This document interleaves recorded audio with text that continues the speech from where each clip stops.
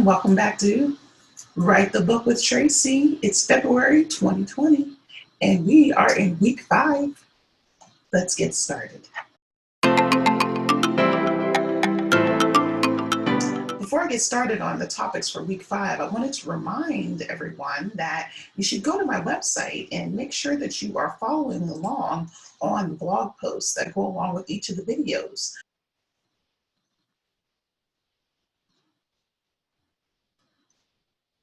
A blog post to accompany each video to kind of help you dig deeper into what I've been talking about and the things that I'm teaching you about writing a nonfiction book with me, or fiction if you happen to be writing fiction. But the focus has been so far on nonfiction, even though there have been little tidbits and things that you can also use to write your fiction book. So I should have a blog post to go with every single video that I do, just to drive home the points. And hopefully you've been seeing those linked in the description box. If you haven't, just let me know and I'll be sure to link them or fix it.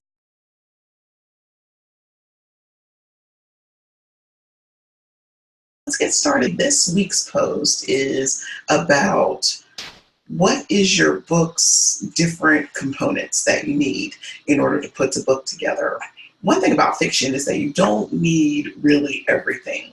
And that can be both great and wonderful because there won't be so much work to do in order to ready the book for publication, and you won't have to write all this stuff. The first thing that I wanted to talk about were just the components of your book's front matter. This is a very, not a very technical term, but it is a term that they use in the industry. When you're loading up your book in order to be published, do you need all of these things? Or if you're doing a fiction book, what are some of the things that you need? And I'll kind of talk about how I use them, what I do, and other things that I use and put in my own book. And then some of the things that are getting kind of like ridiculous and hard that I no longer even worry about, that just don't matter to me at all. So you'll have to make a decision and make a call about your own books and to see what you want to put in. Now, some things you really can't get away with, obviously the copyright page, a title page, those are things you definitely want to have. And, you know, some of the things you probably can get away with are like a dedication or a reader letter, if you have a letter to your readers, and stuff like that. One of the things that helped me find what everything meant was to just type, what is the book's front matter? What is the book's back matter?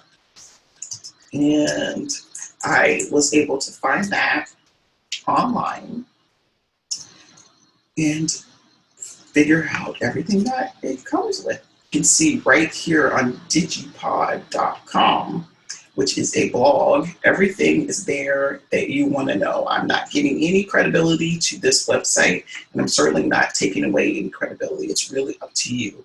But I look for things that give me kind of a good explanation of what everything needs.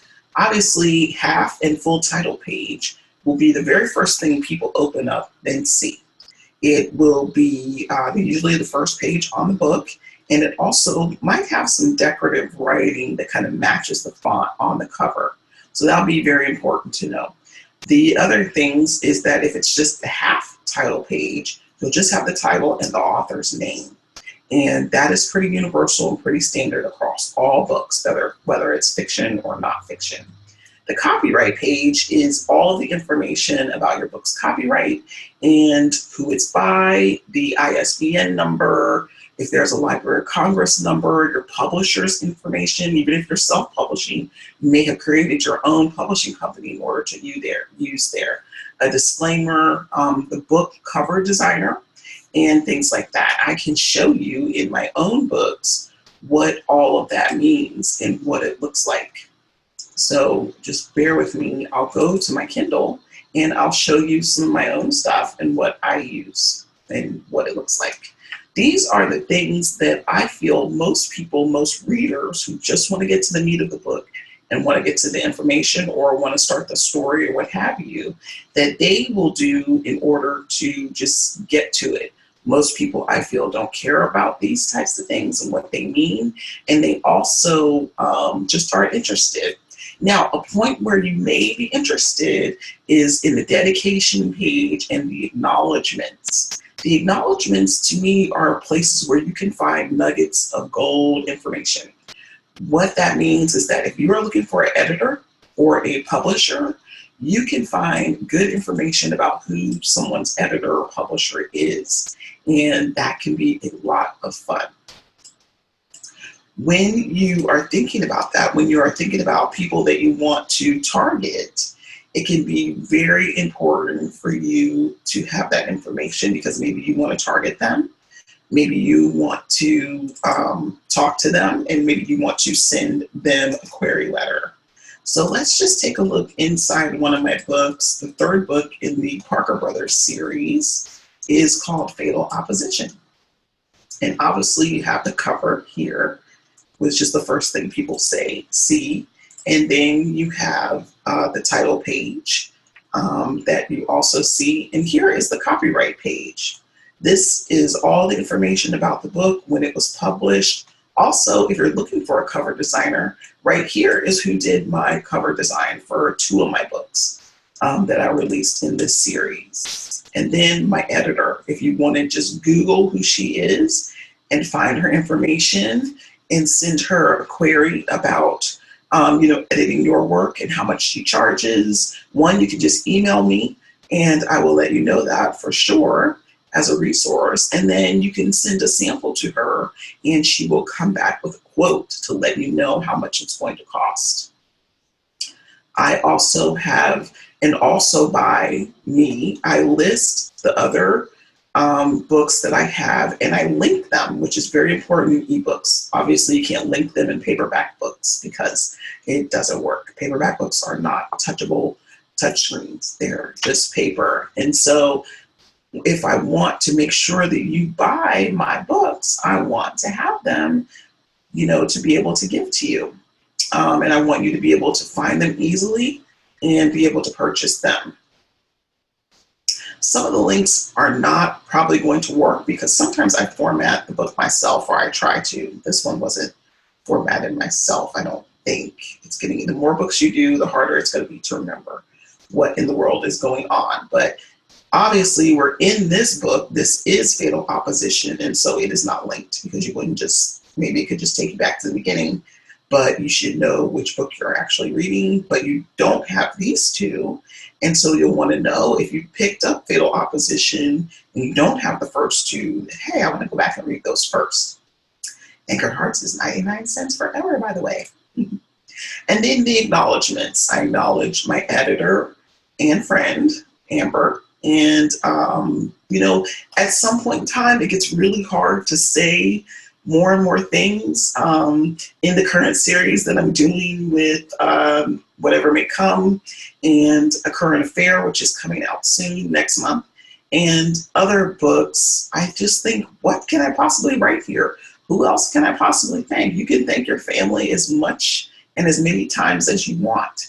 And I just chose not to. All I put in the 4 books that are going to be released, and one's already released, and number 2 is coming out, and then 3 and 4 is just to God be the glory, because sometimes I feel it is just you and God kind of working on these stories. And then you start with chapter 1. And so that is what it looks like, and that is how it goes. That we put in books are the table of contents, which I honestly, unless I'm going to write a nonfiction book, which we are working on, then I definitely would put a table of contents in. For me, fiction, you really don't want to skip around to different chapters simply because that is not the order that the author intended for you to go. So you would just go in order. I'm not sure what the need is, unless you just like that organizational piece and you want to do that. But in some of the fiction books, I haven't always put a table of contents in. You go in order and that's it. Kindle remembers where you left off, even if you read on different devices. So it doesn't seem as important to me. And a couple of them that I didn't, I really never understood the difference between acknowledgement and dedication. But I think that I've gotten is that you could dedicate the book to someone who may not be living, or dedicate it if you're writing, let's say you're writing about You have a firefighter and you have someone in your book that is such a major figure and a reason and an impetus for you writing this book. To me, that's where the dedication would go, are those people. For all the firefighters in Orange County, or for all the women surviving and thriving, a more general blanket dedication than the acknowledgments. You acknowledge the people that helped you along the journey to writing a book. In a dedication, you dedicate this to the people, and even a portion of your proceeds from the book may go to that group that you're dedicating it to. So that's how I see the difference between the dedication and the acknowledgments. The epigraph is a short quote said at the beginning of the novel, or in some cases, it can start the chapter off. So, and you can have one on each chapter.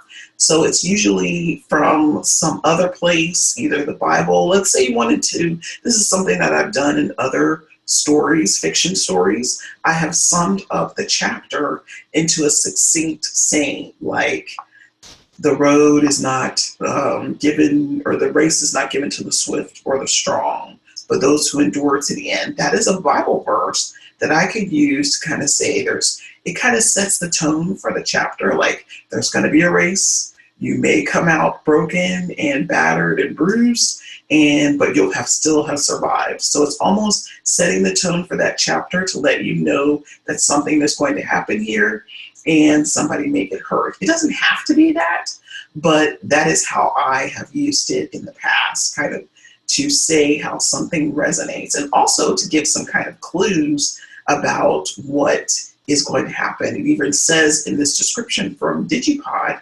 that it is, sometimes it is a quote from the book itself, a sort of teaser of what's to come. So I think that is kind of fun, because you almost like pump people up into getting to read the book a little bit faster, getting into that chapter and really seeing what is going to happen and what's going to be forward. A section is in the book that is usually reserved for someone who's writing the book besides yourself. This happens a lot in nonfiction. You may not be able to get someone famous, and sometimes if you are, they'll just write that section. And honestly, if you're super famous and you just want that person to appear in your book, you'll send them a summary of the book, and sometimes other people, maybe a ghostwriter or somebody else, will write that.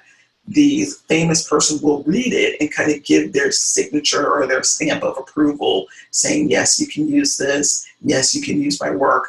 Hopefully you'll have someone that's a little more hands-on, even if they are famous and actually have read the book and understand, but sometimes people just don't have that kind of time. So the foreword could be by somebody who's in the industry that you're in, but who is ahead of you as far as they have more prestige, they have more followers, you're trying to get to where they are in your career, in your status as a best-selling author. And it could be your mentor or your friend or a psychologist, doctor, and just someone who has some clout and some standing in the industry already. So it'll be really important to know who you can reach out to, and who you can just look for the biggest person in your industry. Who is that? And then kind of narrow it down from there. You might not be able to go for the biggest person. Who's the next biggest person? And the next, who may be regionally, maybe on their way, but it's not quite there yet. So if you were going to do a self-help book, who is a self-help guru? Who is someone that can speak for you, read your writing and say, wow, this is so great. This is in line with my brand. It also gets their name out there, even though you're not that big, but it also gets their name out there. And you're really looking to ride the author of the foreword's coattails in order to launch yourself and your book and whatever platform you're trying to build into the next atmosphere, into the next level. The preface is written by the author, and it is about the book, how it came to be, what inspired it, what the writing process was like, and it's a place for an author to tell you, this is where I'm coming from at this point in time.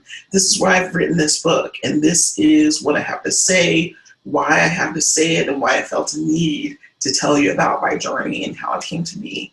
In my nonfiction book, The Jump, that would be the first part that I'm actually writing right now.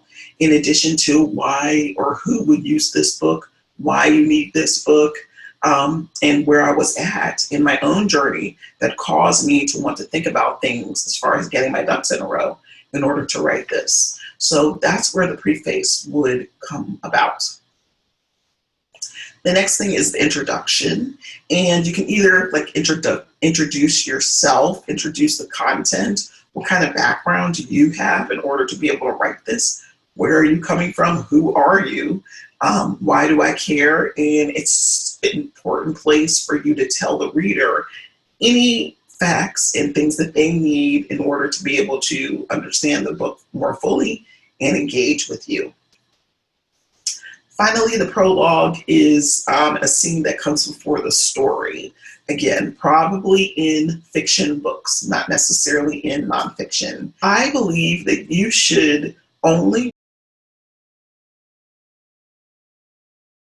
write the prologue if you need some information that the story doesn't give you in chapter 1. So the prologue, which I just wrote recently, in the third book in the series that I'm working on, is about something that happens before a major accident. So in chapter 1, and this book is called Against My Window, and it's about the third sibling in the Jameson family. So in Against My Window, the main character comes into the hospital and sees that her husband, who's supposedly her ex-husband, has been in a major accident and has a car accident. They're not sure. There's some, shady circumstances around why he was in the accident and what happened, if maybe somebody even sabotaged things in his car to create the accident and make it happen and almost kill him. In the prologue for this particular book, I have put someone finding a letter.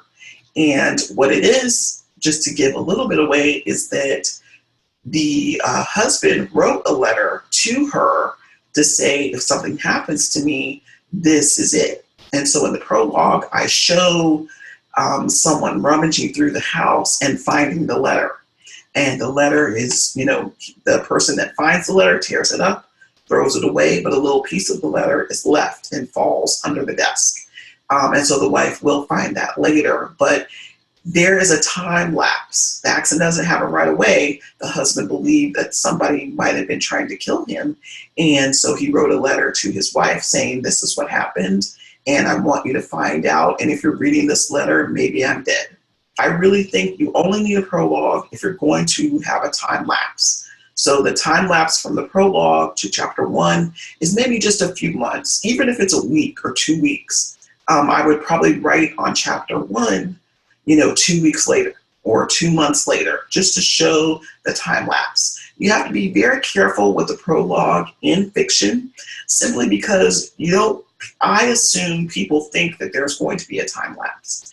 And that's really what it's there for, to show that something happened. Something can happen years ago. It happens also in a lot of historical novels. That something happened a long time ago, but the reader still needs kind of a little bit of what happened in order to get into chapter 1 and to follow along. So that's my very unscientific, undocumented way to, help you decide in fiction if you want to write a prologue or not. So we've talked about a lot of things. I think everything that we've talked about in your front matter for the book. And it is important for you to think about what you want in the front of your book, what you want to have. And it's also important because when you produce the book, you want to group the front matter. If you're going to use Scrivener, or if you're going to use something that you use to produce the book, Scrivener or Vellum, which is for Mac, and any other thing, you'll also want to label it. If you're going to hand the book off, hand off all the text and the Word document or whatever you use to write it, hand it off to someone. They need to know these things go in the front and these things go in the back, so that they can ensure that they have put the book together in the right way and the right order. So that is why these things are so important and why they are labeled as they are. I hope that this has been beneficial to you. Like I said, we're in another week of writing the book with Tracee, It's been so fun. We're in month 2 of 12 months, and I hope you have enjoyed it. Hopefully you're having some questions. Hopefully the wheels are turning for what you can do for your own book and what you want to do. And I will see you next time. Take care.